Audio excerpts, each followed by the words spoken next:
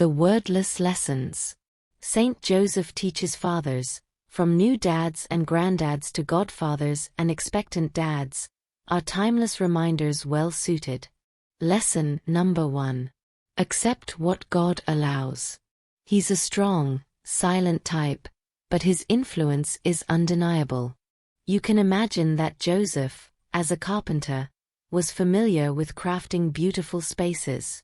Here, he had to accept a situation that was less than ideal. Here is Mary, carrying this child of significance. And you imagine that he wanted the best for them, for the child to be born in a beautiful environment, in safety and comfort.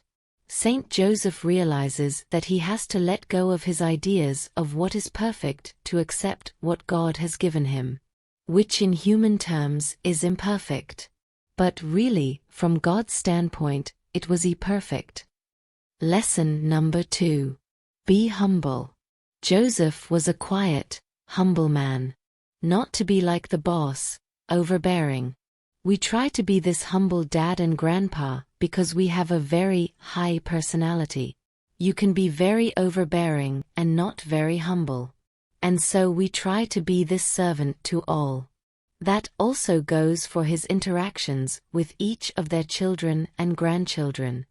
To be the father and grandfather that they need me to be, not the father and grandfather I want, because each one of them has very, very different needs. So that's humility. Lesson number 3. Work diligently. Saint Joseph was an exemplar of hard work. The patron saint of workers. Today, it's common for men to go off to work, and their children never see them working. We have to look for opportunities to model work for the next generation, to show our children and grandchildren how to work hard and sanctify our work. In Redemptoris Custos, Guardian of the Redeemer, Pope St. John Paul II put into a single sentence why Joseph's example of work is so important, which fathers need to follow. At the workbench where he plied his trade together with Jesus, Joseph brought human work closer to the mystery of the redemption. Lesson number 4. Be a protector. Protection is a very, very critical one.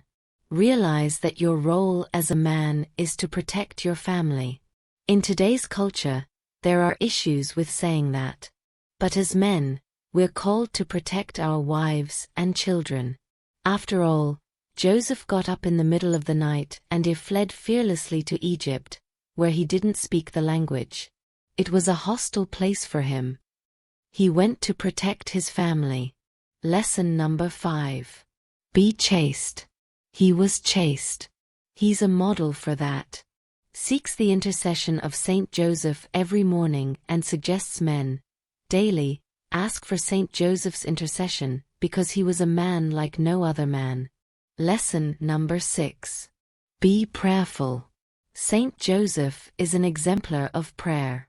The Gospels show him to be a man devoted to the angels, and he is the first person we know to be devoted and consecrated to the Blessed Virgin. We should follow him in these ways.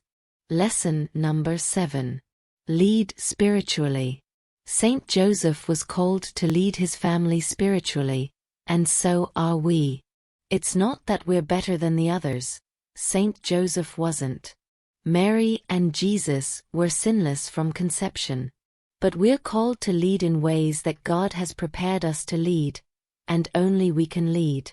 Joseph was righteous. He was obedient to the law of the Lord. You have Mary and Joseph living this faithful and devout Jewish life.